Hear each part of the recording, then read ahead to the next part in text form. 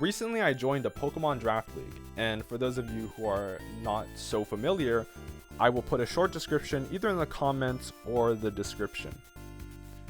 The reason why this is a special experience for me is because I'm playing in a tag team with the friend that got me into Pokemon in the first place. So, big thank you to the organizers for letting us do this because it is not conventional, and it's been super fun to play with them.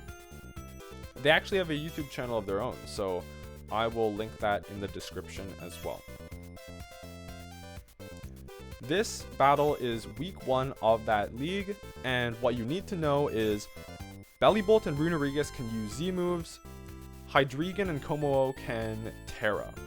Our plan is to use our Zamazenta-Crowned to clean after we disrupt the checks and counters a little bit, and we have a lot of tricks to do so.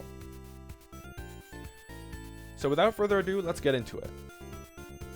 The start of the game is a little bit slow, so in the meantime, I'm actually going to present an opinion piece about the use of taboo subjects in media.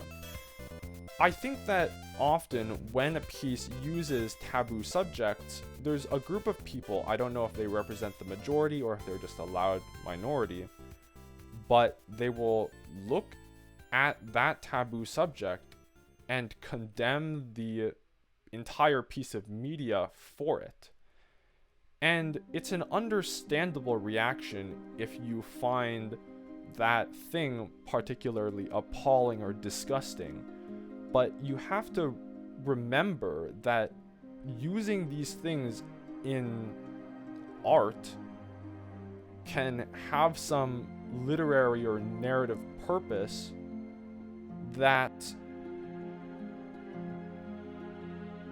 doesn't actually indulge or endorse what is happening.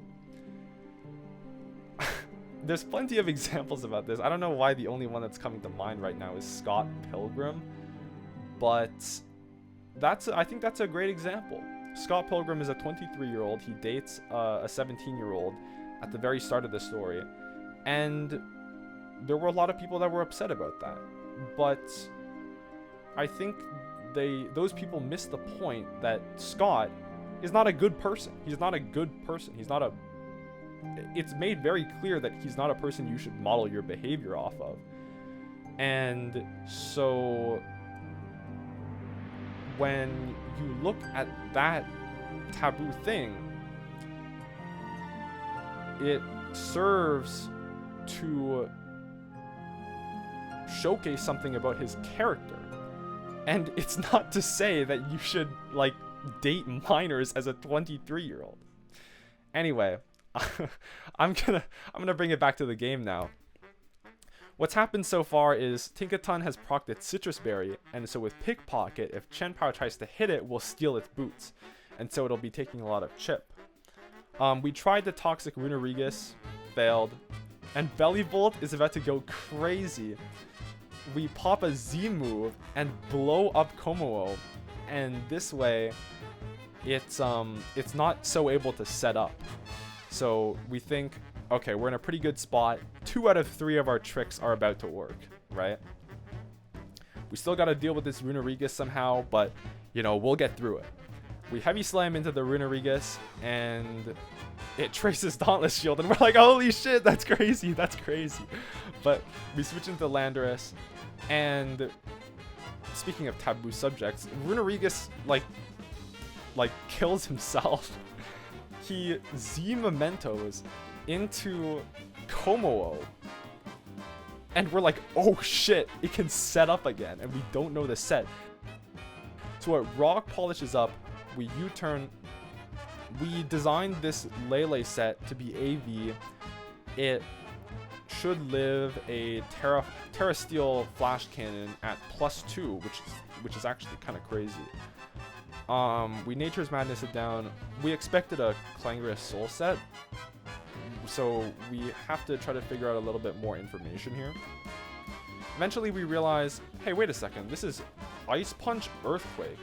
So this Como can't touch our Terra Fire Hydreigon. So we go into that and then take the kill. I'm gonna return to the topic of taboo subjects for a moment. It's not fair to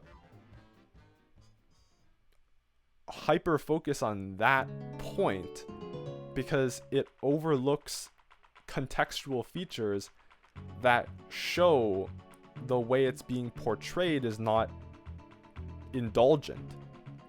It being disturbing and you being made uncomfortable is absolutely understandable, but I don't think you should see it as an indictment of that piece of media.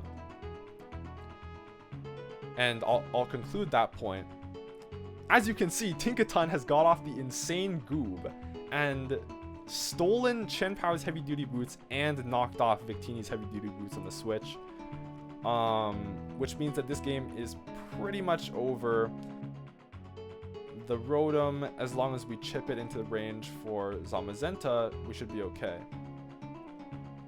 Draco Meteor is actually a big misplay, because if we hit the Meteor and then the following turn Chien-Pao comes in and then Swords dances, we are royally fucked if we miss our Fire Blast, that is.